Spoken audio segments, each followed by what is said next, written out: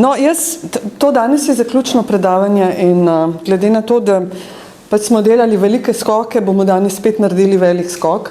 In jaz sem si ga zamislila na ta način, da bi vam danes govorila samo o eni avtorici, predvsem zaradi tega, ker bi lahko potem seveda skozi njo in skozi njeno perspektivo si ogledali ta nek lok zahodne tradicije, o katerem smo govorili skozi vsa ta prejšnja predavanja in naše razgovore in branje, ki smo ga imeli.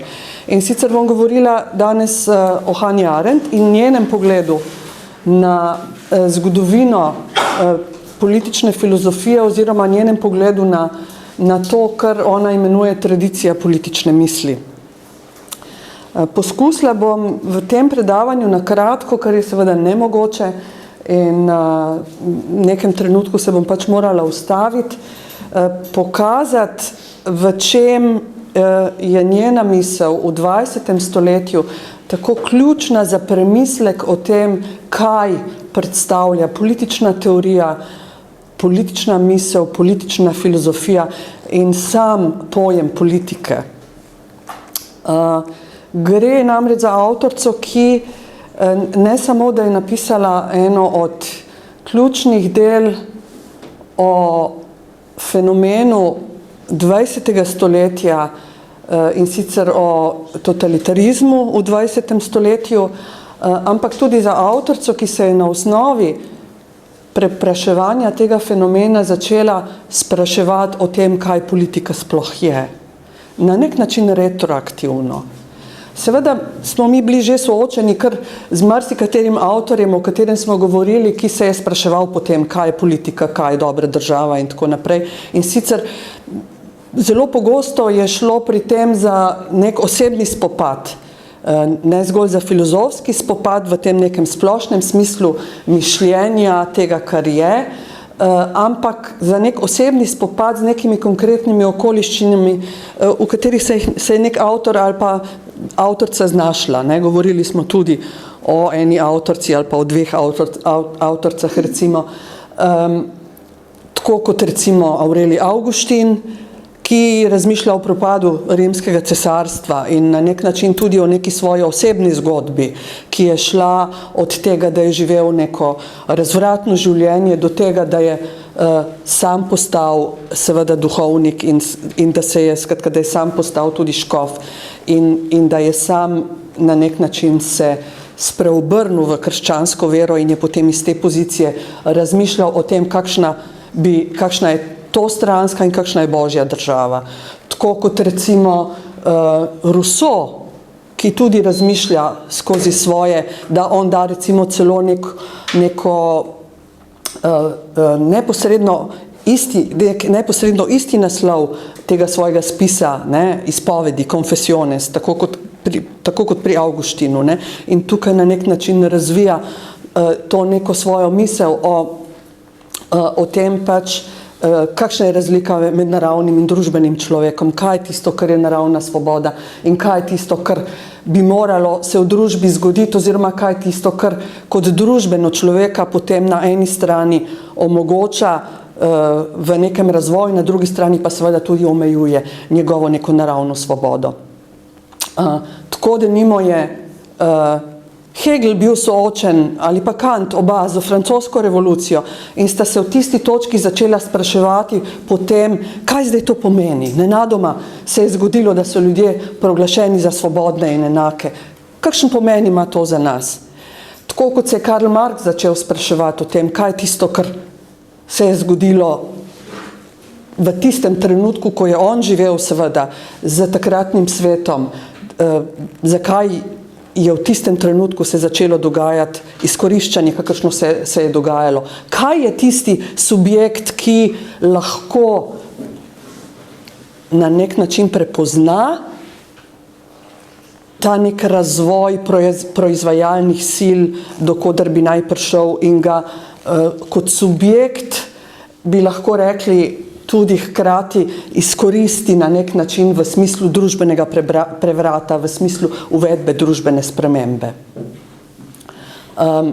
Tako je bilo seveda tudi tudi pri Hannah Arendt, zdaj, če grem skozi te velike skoke, naredim nek tak velik lok. In sicer je pri njej šlo za to, da se je znašla v situaciji, kjer je bila neposredno soočena z fenomenom nacionalsocializma in je morala bežati pred Hitlerjevim režimom, najprej v Francijo, potem pa iz Francije v Združene države Amerike, s tem, da je seveda bila judinja in preko tega na nek način seveda umeščena v tisti konkreten državni politični prostor, ki je tam eksistiral kot nekdo, ki je bil obsojen na to, da bo preganjan in eventualno tudi v nevarnosti, da postane tako kot številni milijoni drugih eksterminiran. No in ona sama se je potem, ko je doživela ta to situacijo nekoga, ki je bil izpostavljen temu režimu, ki je moral bežati, ki je postal begunec, in nekdo, ki je potem kot begunec nekaj časa živela brez državljanstva v Združenih državah Amerike in potem tudi dobila državljanstvo, se vprašati potem, kaj se je pravzaprav zgodilo v tem režimu, ki ga je predstavljal nacionalsocializem, oziroma še bolj natančno, kako je sploh mogoče, da so se zgodile tako grozljive stvari, kot je denimo koncentracijsko taborišče, v katerem so ljudi ne samo ubijali, ampak so poskušali, tako kot ona pravi, izničiti njihovo človeškost samo. Skratka, šlo je za poskus izničenja človeškosti. Kajti tisto, kar je značilno za nacionalsocializem oziroma za fenomen te vladavine, ki se pojavi in ki je poskušala neko določeno skupino ali pa neki skupin ljudi eksterminirati, ni zgolj to, da poskušajo pobiti ljudi same. Skratka, ne gre zgolj za neko strašno nasilje, ki se pojavi, ki bi bilo problem, ne? Ona sama odkriva, da problem je pravzaprav nekaj drugega, nekaj, kar se zgodi že preden se zgodi samo nasilje. Nekaj, kar se zgodi po korakih, preden se zgodi eksterminacija neke določene skupine. In seveda se je vprašala, kaj je zdaj tisto, kaj se pravzaprav zgodi, ne? In šla je v preiskovanje tega fenomena in ko je poskušala ugotavljati, je prišla zaključek, do katerega je prišla skozi to svoje raziskovanje elementov totalitarizma, je bilo, da tisto, kar je to vrsten režim poskušal doseči, ni bil samo poboj ene skupine ali pa nekaterih ljudi, ne samo izničenje teh konkretnih ljudi, ampak je šlo za poskus uničenja nekih elementarnih človeških kapacitet. Zdaj, kaj to pomeni, uničenje nekih elementarnih človeških kapacitet, seveda. Dejansko je pokazala to, kako se je po korakih zgodilo to, da so ljudje postali razčlovečeni in brez vsakih pravic, na ta način, da so jih v prvem koraku pravzaprav odvzeli status državljana. In ona sicer potem proučuje ta nek položaj Judov v Evropi sicer in pokaže na to, da Judje so bili posebna skupina zaradi tega, ker so bili edino ljudstvo, edina velika manjšina, bi lahko rekli, ki ni bila politično definirana, v smislu, da ni imela nekega političnega statusa v Evropi, prav zaradi tega, ker za njimi ni stala nobena država. Sistem manjšin, ki je bil ustvarjen po prvi svetovni vojni z mednarodnimi pogodbami, je priznaval manjšine pripadnikov tistih narodov, ki so bili manjšine v drugih državah, ki so seveda za sabo imeli neko državo, ki jih je ščitila. Ne? In tako je bil evropski sistem manjšin ustvarjen. Judje so bili edina skupina tako velika prebivalstva, poleg tudi Romov, kot vemo, ne, skratka Romi so bili v zelo podobni poziciji in Romi so skupina v Evropi, ki je v zelo podobni poziciji danes, ker nimajo za sabo kot manjšina nobene države, ki jih ščiti, ne, ki za sabo niso imeli nobene države, hkrati so pa imeli kot neko zgodovino in tradicijo življenja v Evropi, to neko zgodovino preganjanja, skratka in pregon, ki se je zgodil, velik pregon, ki se je zgodil recimo iz Španije, sefardski judje, ne, in potem tudi zgodovino pogromov na vzhodu, ustvarjanja getov in tako naprej. Skratka, neka religiozna, kulturna skupina, ki se je ohranila skozi stoletja na ta način, da je gojila neko posebno socialnost, neko posebno povezanost in tako naprej, brez katere tako rekoč ne bi mogla preživeti in ki, tako pravi Hannah Arendt, jih je tudi na nek način vodila v to, da so nekako probleme, ki so nastali in tako naprej, reševali v veliki meri na nepolitičen način. Skratka, bili so iz politike na nek način izločeni v smislu tega, ker pač so imeli nek poseben položaj, zaradi tega, ker niso bili izenačeni z ostalimi dolgo, ker je ta razprava o tem, ali naj Judje dobijo enak status kot ostali, trajala, ne, vmes je bilo kar nekaj spisov napisanih o tem, kako se morajo meščansko poboljšati oziroma državljansko poboljšati.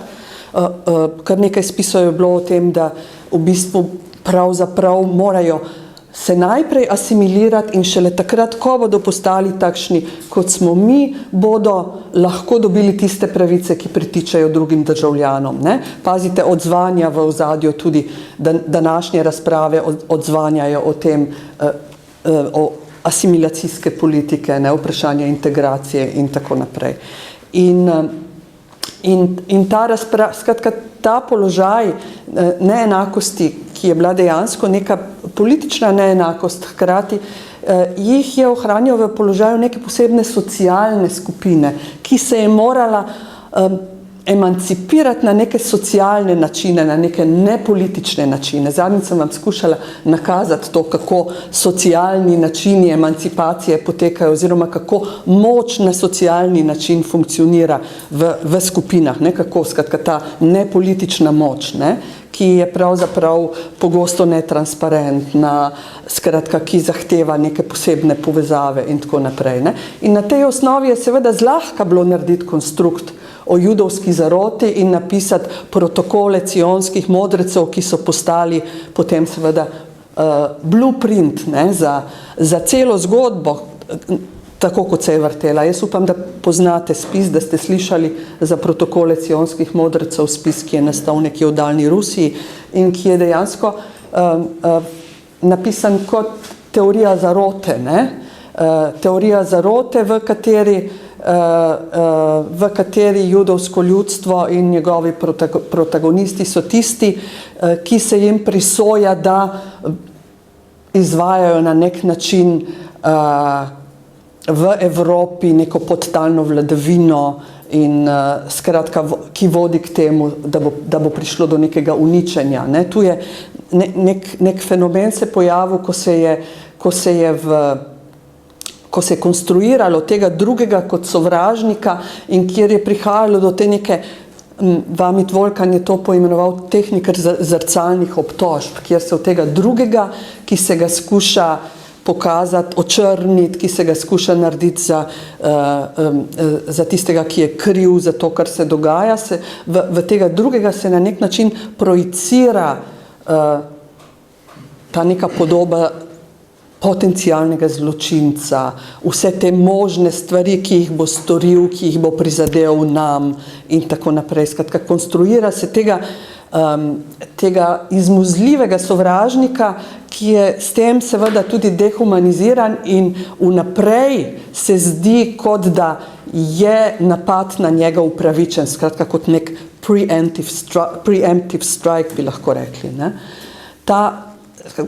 Protokoli cionskih modrecev so bili pač tak spis, in ki je bil seveda poln laži in izmišljotin, ampak je funkcioniral kot nekaj, na kar se je nacistična, nacionalsocialistična ideologija sklicevala kot na nekaj, kar predstavlja pač načrt za svetovne judovske zarote, tako rekoč. Ne. No in ta nek socialni, nepolitični položaj, ona to analizira v samih izvorih totalitarizma in jasno pokaže, kako je bilo mogoče Jude kot manjšino, recimo znotraj nemške situacije, pa ne samo v Nemčiji, ker antisemitizem kot modern fenomen je seveda obstajal v vseh evropskih državah, ne samo v nacistični Nemčiji, ampak kako je bilo mogoče potem na tej osnovi ustvariti konstrukt tega izmuzljivega sovražnika, ki mu je bilo mogoče potem, skratka, v katerega je bilo mogoče potem projicirati, oziroma to sliko projicirati na neko skupino, ki se je vedno bolj homogenizirala, ker dejansko je seveda šlo za nemške državljane, ki so bili rojeni v Nemčiji in ki so živeli kot nemški državljani in ki so z večine bili asimilirana večina seveda v Nemčiji. Ne. V nekem trenutku, kako je bilo potem mogoče v nekem trenutku sprejeti na tej osnovi zakone, ki so tem ljudem dejansko odvzeli tisto, kar smo zadnjič poimenovali pravica imeti pravice. Tisto osnovno pravico, ki ostale pravice sploh šele podeljuje. Ne? In ta pravica imeti pravice, ko je enkrat bila odvzeta, so kot domine padle vse ostale pravice. To pomeni prva pravica do lastnine seveda, ne? Ker to, kar se je zgodilo v nacionalsocialistični Nemčiji, potem ko so sprejeli tako imenovano rasno zakonodajo, ki so jo mimogrede v veliki meri kopirali iz rasne zakonodaje tiste, ki so jo imele Združene države Amerike, ne, glede tega, koliko generacij nazaj se gleda za to, koga se računa za čistega Nemca, kdo pa več ni čisti Nemec in tako naprej. No, in ko so enkrat sprejeli to rasno zakonodajo seveda in odvzeli ljudem ta ključni status, potem seveda naslednji korak je bila razlastitev. Ne? In ko so bili brez državljanstva in brez lastnine, pravi Hannah Arendt, so jih zlahka, gole in bose, nagnali preko meje najprej. In seveda, ko so goli in bosi prišli v druge države, so te druge države reagirale na podoben način, kot danes reagirajo evropske države, ko sprejemajo ali ne sprejemajo beguncev, ki prihajajo bodisi iz Bližnjega vzhoda ali pa ki prihajajo iz Afrike, denimo. Ne. Tako da ta situacija odvzema državljanstva je bila ključna za to, da so sploh bili možni nadaljnji odvzemi pravic in da je sploh bilo možno, skratka, da se je lahko zgodila ta neka dehumanizacija, ki je potem seveda omogočila eksterminacijo. To je en element zadeve. Ne? Drug element zadeve, ki je seveda povezana z totalno vladavino, kot Hannah Arendt imenuje to, kar imenuje nova oblika vladavine. Mi smo govorili do zdaj o teh oblikah vladavine, ki se pojavljajo skozi zgodovino politične teorije in ki so v glavnem jih reprezentirajo. Ne? Rekli smo pač, ponavadi so neke triade. Ne? Imamo monarhijo, oligarhijo ali aristokracijo in pa demokracijo, ob tem lahko imamo še, kaj smo še rekli, lahko imamo despotijo, o despotizmu smo govorili, o tiraniji smo govorili, kaj so še oblike vladavine, o katerih mešane oblike vladavine, recimo, ne? Kako? Politeja kot ustavna vladavina, skratka kot ustava in država hkrati, ampak to je mešana vladavina, ne? Računa se, da je računa se, da je mešana vladavina. No, to, kar pravi Hannah Arendt v zvezi s totalno dominacijo oziroma s totalitarizmom, pravi naslednje. Gre za nekaj, kar ni. Niti tiranija, niti diktatura, niti despotizem, niti avtoritarna vladavina. Gre za neko obliko vladavine, ona pravi, gre za novo formo vladavine, ki je več ne moremo pojasniti starimi tradicionalnimi oblikami, tako kot jih tradicionalna politična misel poimenuje. In kaže na to, da smo se na nek način znašli v zagati, oziroma da v tej točki, ko skušamo pojasniti, kaj se je pravzaprav zgodilo v totalni dominaciji, naletimo na nek problem takrat, ko skušamo razmišljati s tradicionalnimi političnimi kategorijami, s kategorijami zahodne politične tradicije. In ona sama v uvodu v knjigo, in jaz mislim, da bom sugerirala, da jo bomo drugo leto pri državi in državljanstvu to knjigo brali neposredno, v uvodu v to knjigo pravi tako, da ponavadi razumejo nacizem, oziroma totalitarizem kot nekaj, kar je stopnjevana oblika ene od teh vladavin, ki gre v ekstrem. Recimo gre za to, da se tu zgodi, da tu imamo višek avtoritete in je avtoritarna, oziroma da imamo da gre za diktaturo, kjer gre predvsem za enega človeka, ki vlada in ki je potem znotraj te neke piramidne strukture, diktature, ker je na vrhu, ki je pač tisti, ki je vodja in ga ubogajo, in to je tisto, kar je ključno. In pravi, nacionalsocializma oziroma totalne vladavine, kakor jo ona imenuje, totale Herrschaft, ne moremo razumeti na ta način. Potem bom še nekaj dodala o stalinizmu oziroma bolševizmu pozneje, ker to je del analize, ki ga je dodala pozneje, ampak o tem bom govorila pozneje, pa bom poskušala razložiti že v tem prvem delu, zakaj lahko ali pa zakaj ne moremo obojega misliti hkrati in skupaj, ker to je zelo pogosto vprašanje in to je en od ključnih elementov današnjih ideoloških borb med levico in desnico. To najbrž veste, seveda. No, zagata skratka obstaja, pri mišljenju tega, kaj to je, kakšna forma vladavine zdaj to je, V končni instanci je Hitler bil izvoljen na volitvah. Torej se nam zastavlja vprašanje problema demokracije. Mi smo že slišali in brali pri tem predmetu, da demokracija je lahko problem, Kdaj je lahko problem?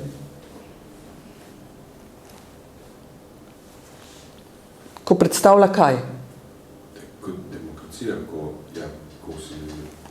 večina vlada manjšina, ampak je manjšina, primer, kaj je visoka tiranija.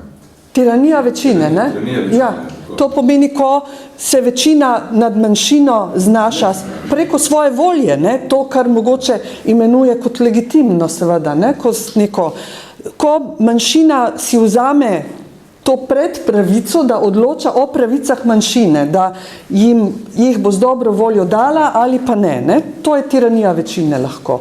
Oziroma to je, skratka, postavlja se vprašanje vladavine večine. To je en element. Po drugi strani se postavlja seveda vprašanje tega nekega, kar so vsi lahko videli, ne samo neke te možne tiranije večine in tega vprašanja, da pač Hitler je prišel na oblast kot kancler leta 1933 in je bil izvoljen, ampak vprašanje, tako kot recimo je bil Milošević v Srbiji izvoljen.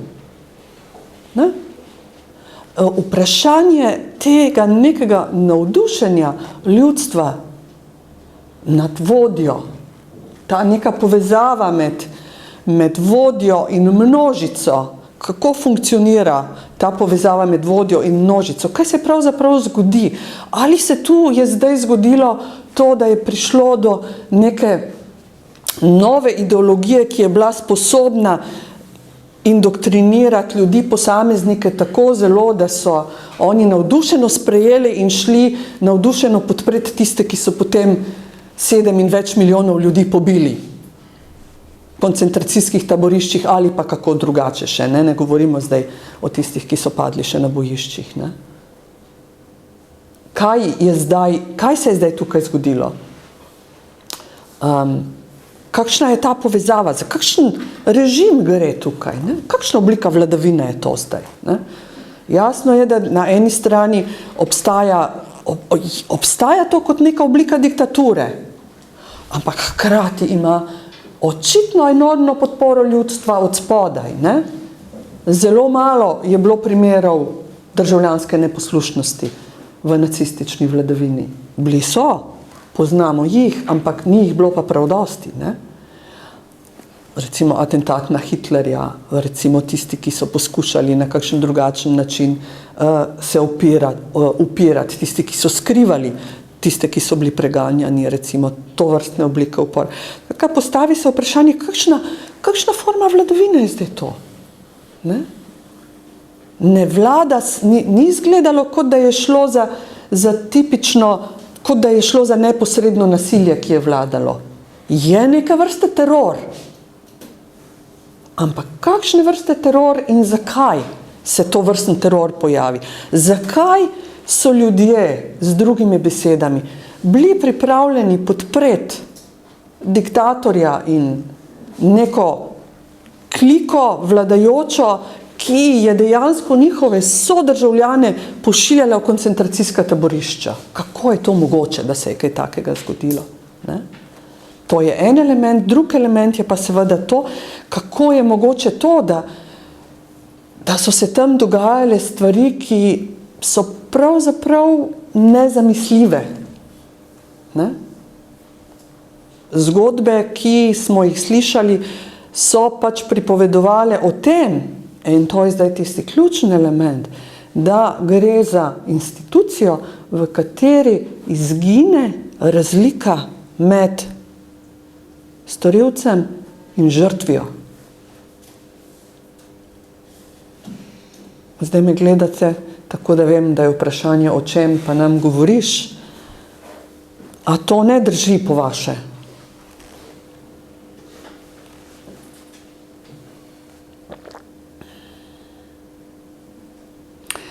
Pojdite si pogledat, obvezno je to za vas,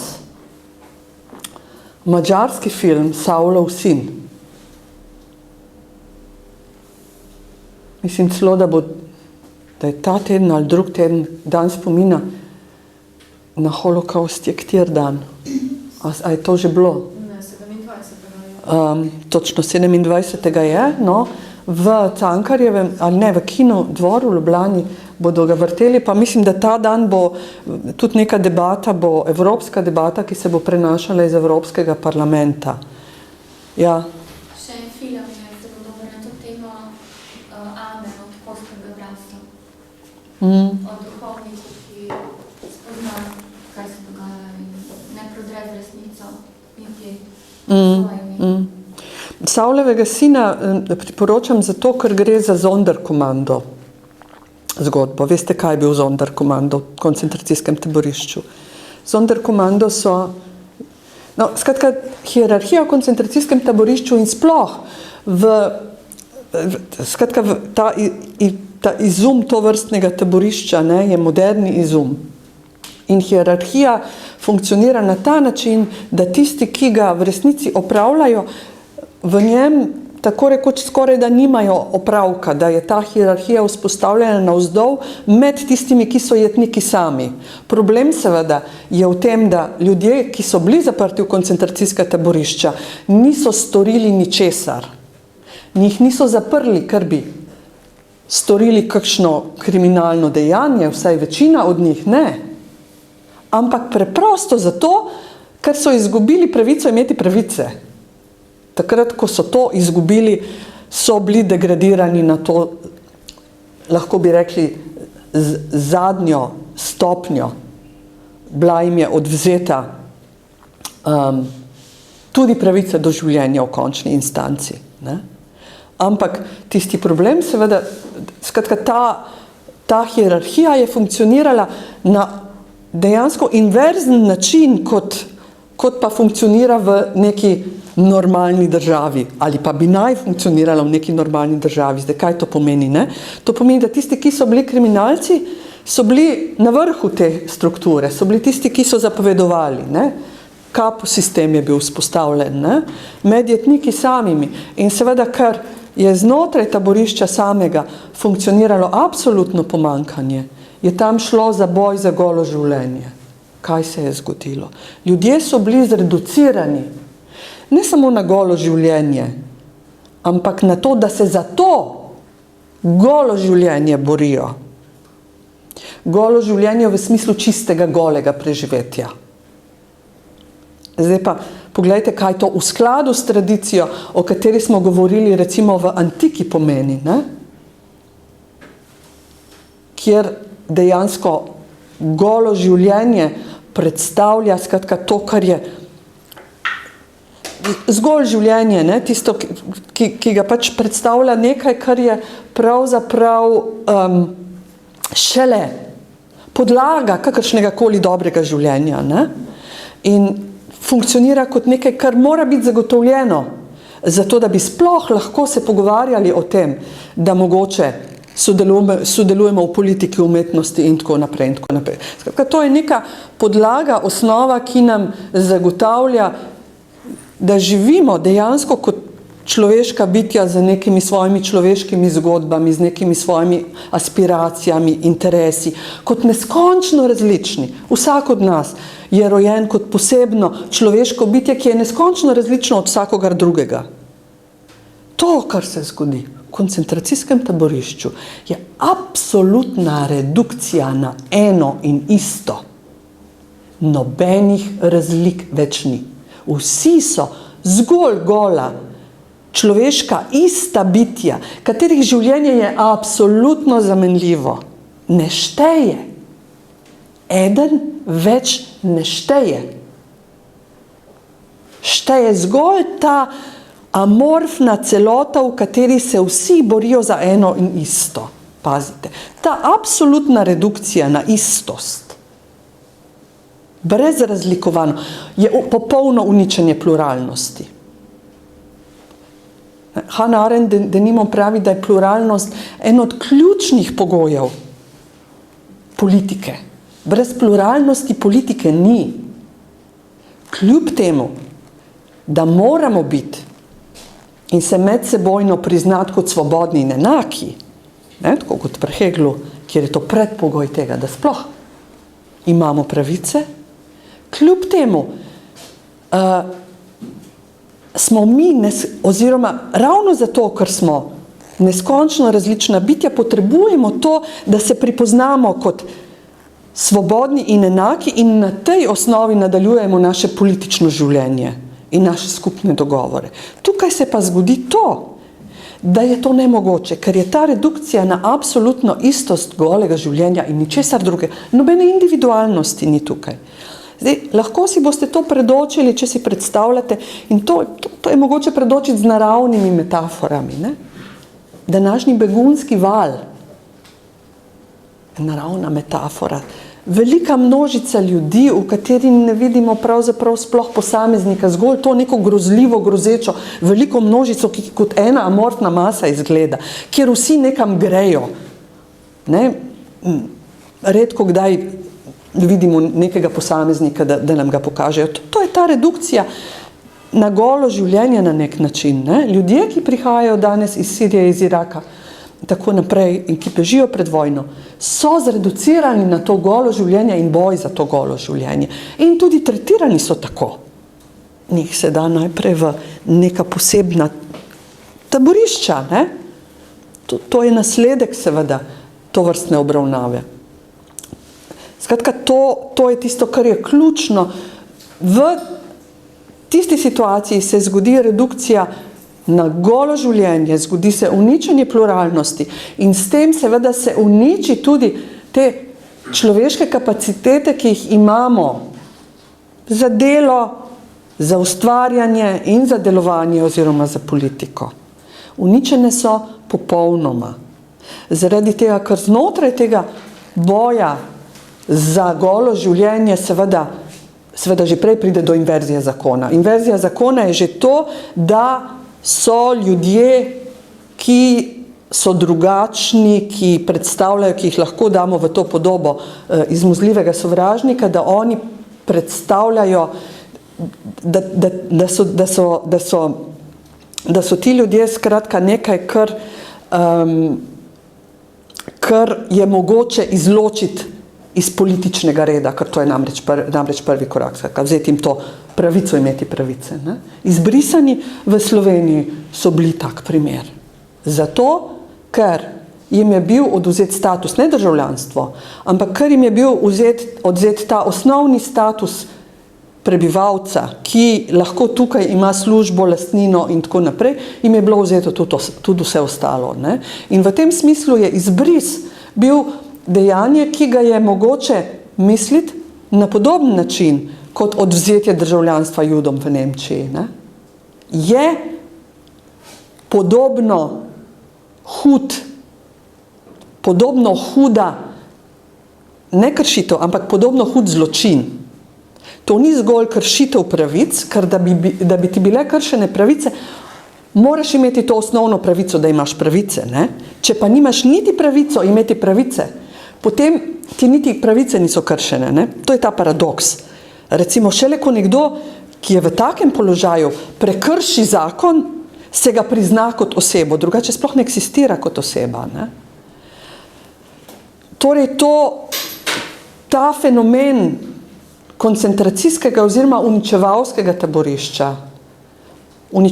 taborišča, tam, kjer je šlo dejansko za koncentracijsko kot en korak, uničevalsko pa kot naslednji korak, skratka, kot ta ekstremna forma. Tam, kjer pride do te inverzije zakona v smislu tega, da več ne veljajo nobeni imperativi, ampak imperativ se sprevrne. Ne ubijaj, postane ubijaj. Ne kradi, postane kradi. Skratka, vsi principi, ki so sicer normalni, se sprevrnejo. Ne? In zakonitost funkcionira drugače. To, kar je izven normalno, je znotraj nenormalno. Nenormalno je, da ne kradeš, nenormalno je, da ne ubijaš, nenormalno je, da se ne boriš proti drugim vsem zato, da bi preživel. Ne? To je ta inverzija zakona. In s tem seveda se izniči te osnovne elemente človeške pogojenosti, ki je ključna za to, da bi lahko neki politični odnosi med ljudmi sploh obstajali. To je tisto, kar je ključno. Rekla sem, izniči se pluralnost, izniči se ta specifičnost vsakega človeškega bitja, izniči se kakršnakoli solidarnost.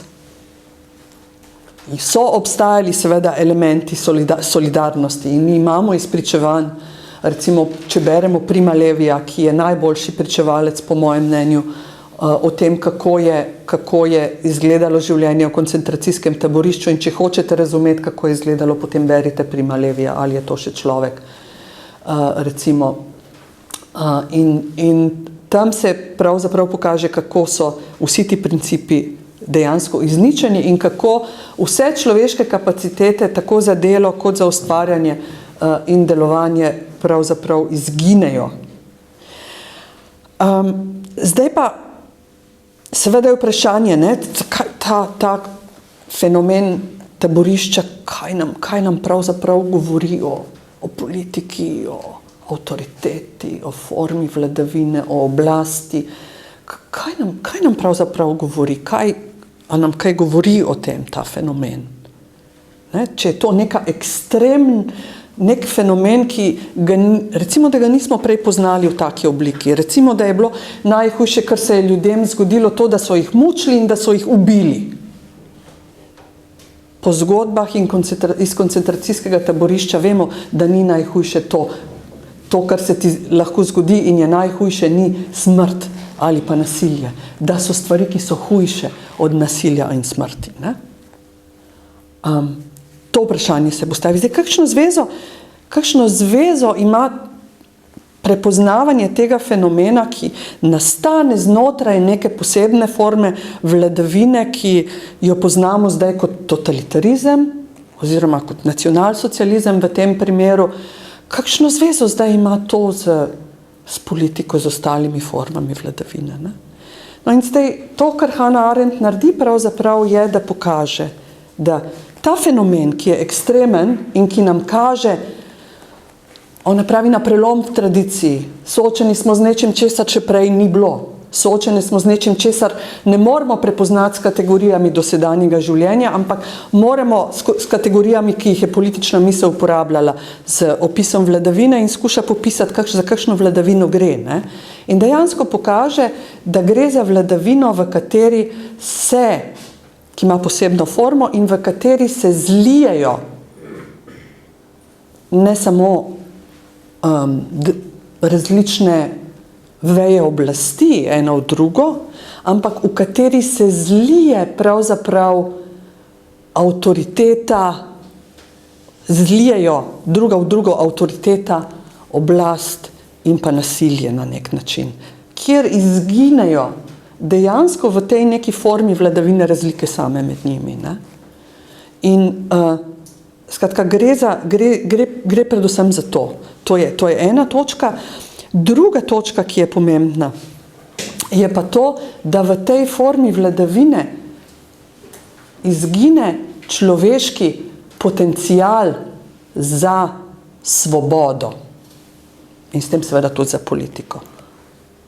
Zaradi tega, ker gre, to je tisto, kar je ključno in zakaj je to mogoče imenovati totalna vladavina. Zdaj pa človeški potencial za svobodo ni preprosto odvzet, to je zdaj tisto, kar je ključno. Ni odvzet.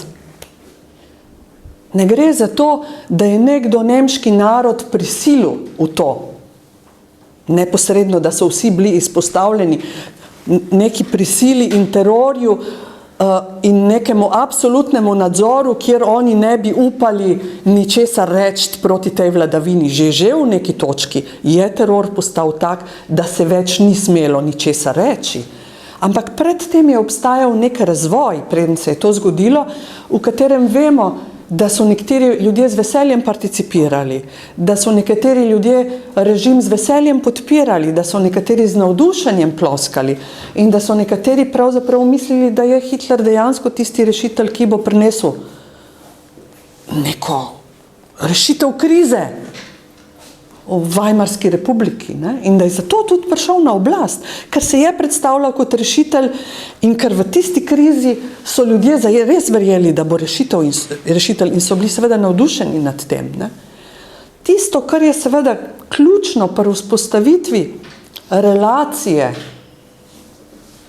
ki se vzpostavi potem v končni instanci v koncentracijskem taborišču med žrtvami in storilci, ni zgolj to, da so politične kapacitete, skratka, da izgubijo človeškost, svobodo, možnost medsebojnega razlikovanja, delovanja in tako naprej, tisti ljudje, ki so zaprti v koncentracijsko taborišče, ampak da se hkrati tisti, ki so na nek način, bom rekla, storilci oziroma tisti, ki ne protestirajo proti temu, kar se dogaja, da ne samo dehumanizirajo te, ampak da pride do njihove lastne neke svojevrstne dehumanizacije.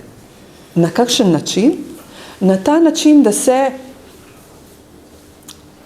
tako rekoč odrečejo svojim lastnim političnim kapacitetam oziroma svoji lastni sposobnosti delovanja in jo tako rekoč delegirajo na tisto oblast, ki je takrat. Skratka, jo podprejo in na nek način delegirajo te svoje lastne politične kapacitete. Gre za, in tukaj seveda potem tudi redko pride do nekih form, nekih oblik neposlušnosti in podobnih zadev. Dejansko gre za to, da se vzpostavi forma vladavine, ki funkcionira kot birokratska vladavina, pravi Hannah Arendt. Eden od ključnih elementov, ko govori o elementih totalne vladavine, govori o naslednjem. Govori o antisemitizmu, o rasizmu, o imperializmu, najprej o propadu države, propadu nacionalne države in pa o tem, kako se vzpostavi ta stranka, skratka, ki funkcionira, ki na nek način funkcionira kot gibanje, ki prevzame vlogo gibanja in ki dejansko ne funkcionira več kot stranka, ampak kot množično gibanje, ki je v neposrednem odnosu z vodjo. In kako se znotraj tega vzpostavi totalna oblast skozi potem elemente policije, vojske, posebnih teh odredov, ki delujejo in pa seveda skozi institucijo koncentracijskega taborišča. Prosim? Zdaj, razmišljajte o tem, ja.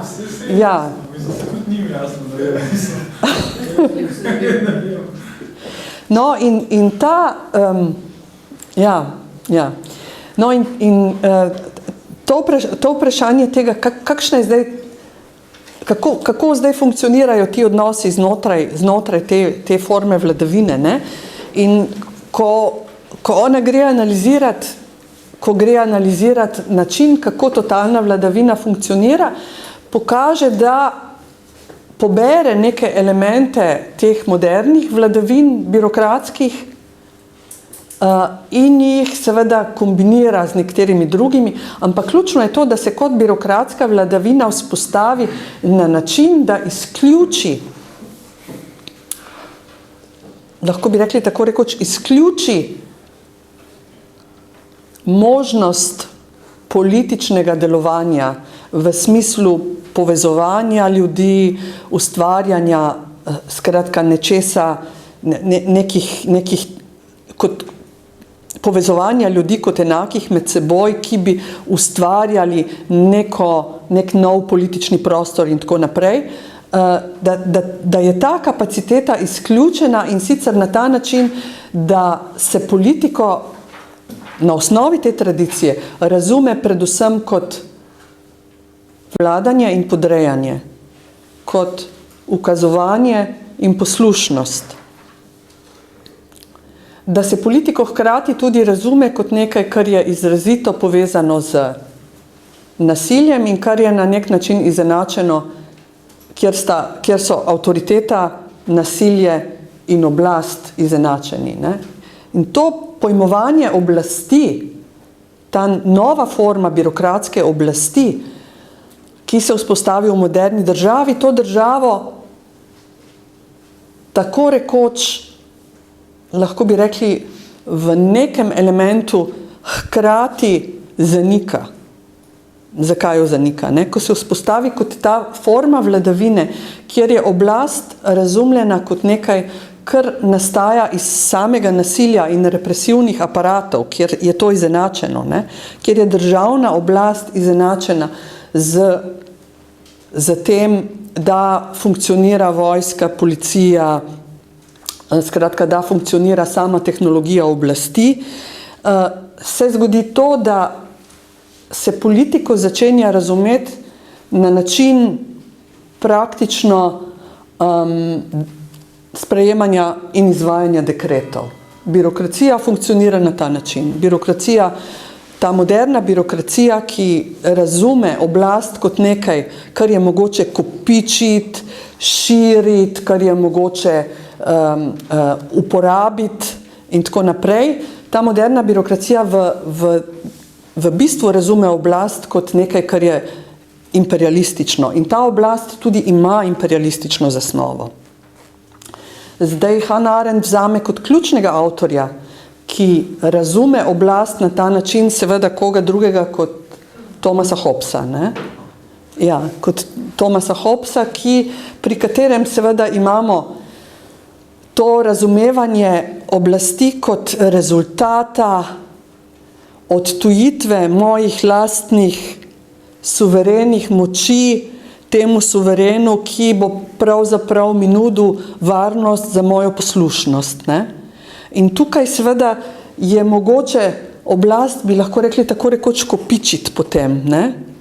In ta varianta razumevanja oblasti je imperialistična v tem smislu, da lahko jo razumemo kot nekaj, kar je izrazito povezano predvsem z aparati nasilja, s to birokratsko oblastjo in s temi represivnimi aparati. Ne? In takrat, ko mi hočemo ustanoviti neko novo politično enoto, preprosto prenesemo to obliko oblasti nekam drugam. In na ta način je v resnici funkcioniral, bi lahko rekli, imperialistični najprej kolonializem in potem imperialistični sistem. Zaradi tega, ker je oblast ene države na nek način širil kot nekaj, kar se lahko kot ekstenzija funkcionira nekam drugam in je razširil policijski in pa represivni aparat in ga je tam implementiral na tistem mestu. Ne da bi seveda bile prenesene svoboščine in pravice, ne da bi bila prenesena ta famozna evropska demokracija in tako dalje in tako naprej. Skratka, ne da bi bile prenesene te institucije, ki so bile ključen element države znotraj nekega evropskega horizonta. Ne? In ko se to prenese, to tam funkcionira predvsem kot represivni sistem, ki upravlja neko področje, na katerem seveda je že prišlo do tega, da so si tisti, ki delajo, z lokom rečeno, prisvojili neko lastnino in ki tam izkoriščajo neke naravne resurse in ta država, ki se razume kot to vrstna oblast s svojimi represivnimi aparati, ima predvsem nalogo kaj? Da ščiti to, kar neke evropske korporacije oziroma evropske zahodno-indijska družba in tako naprej počnejo na nekem drugem področju. Ne? In to imperialistično širjenje oblasti pravzaprav ustvari vtis, da je oblast tisto, kar nastaja na ta način, da kopičimo represivne aparate, skratka, da je oblast nekaj, kar je mogoče kopičiti. Pri tem se pa seveda pozabi tisto, kar je ključno, da institucije oblasti in država dejansko temeljijo v nekem predhodnem soglasju, delovanju ljudi, ne vem, ki je bodisi revolucija ali pa neka reformna sprememba, ki so ustvarili ta prostor, v katerem te institucije funkcionirajo. Skratka, da gre za neko drugo podlago, ki jo ima država ali pa bi jo naj po nekih idejah, bomo rekli, ključnih zahodnih političnih teoretikov ta država imela, recimo, če samo navedemo Rousseauja, recimo, če samo vzamemo Hegla in tako naprej. Ne? In to je tisto, kar v imperializmu samem dela oblast za nekaj, kar predstavlja zgolj tehnologijo in v tem smislu neko politike tehne, ki funkcionira na način birokratskega upravljanja in popolnoma zanemari tisti element politike, ki je na strani delovanja in ki je na strani tistih, ki lahko skupaj ustvarijo neke nove politične institucije. Ne? Skratka, gre za ta razkorak med temi institucijami, te oblasti, ki funkcionira na ta način in pa tem elementarnim, kar obstaja kot smisel politike, ki pa je svoboda in delovanje. In pride dejansko nekako v svoje nasprotje. Ne? In Hannah Arendt opisuje skozi svojo teorijo in zdaj, ko ste, upam, se prebrali to poglavje o delovanju v Vita Activa, skozi svojo teorijo pravzaprav opisuje to, kako se zgodi, da točno ta element smisla politike, ki je v svobodi in ki se manifestira kot delovanje, kako ta element skozi zahodno politično tradicijo zatone. In sicer zatone na ta način, da se izgubi v sami tradiciji, da ga te naplavine tradicije, ki razumejo politiko predvsem kot vladanje, upravljanje in tehniko, preprosto prekrijejo. Ne? In ona dejansko potem gre v svoji teoriji in se na nek način vrne nazaj v antiko in skuša iskati, kaj pa je zdaj, kje so tisti viri politike, ki jih lahko še tam najdemo. Potem pa gre skozi zgodovino in poskuša v modernih revolucijah najti te neke vire, te politike kot svobodnega delovanja enakih in poskuša analizirati revolucije in vedeti, kaj je v revolucijah tisto. Skratka, kaj je tisto, kar mogoče še obstaja od te stare tradicije, ki je politiko razumela predvsem kot, ne predvsem kot tehniko, ampak predvsem kot tisti element, tisti moment, v katerem ljudje lahko s svojimi političnimi kapacitetami ustvarijo nek prostor, v katerem seveda so z moderno proglašeni vsi za svobodne in enake in so vsem pripisane seveda te kapacitete. In to, da skozi tradicijo to začne izginjati in da se politiko razume kot nekaj, kar je predvsem negativno, slabo, kot nekaj, kar lahko v obliki neke države, kot je bila totalitarna vladavina, recimo, tudi en del svojega prebivalstva izniči, ne, in to se lahko pripiše potem državi, kar je nekaj slabega, pravzaprav zlega na eni strani. Na drugi strani pa spet imamo recimo to neko ekonomsko, liberalno tradicijo ekonomsko, ki govori o tem, da država je pravzaprav samo nekaj, kar bi moralo biti v funkciji kreiranja prostora za to, da večamo bogatstvo narodov, da se ekonomija razvija in da je to tisto, kar je ključni prostor svobode. Ne? In celo Marx, ki v Hegelovski tradiciji ponovno odkrije subjekta in tisti politični element, ne, ga najde v delavskem razredu. In ga najde v delavskem razredu kot tisti del, kot tistem delu, ki je za njega ključen del, bom rekla spet svobode. To je ekonomija in družba, ne pa država. Ne?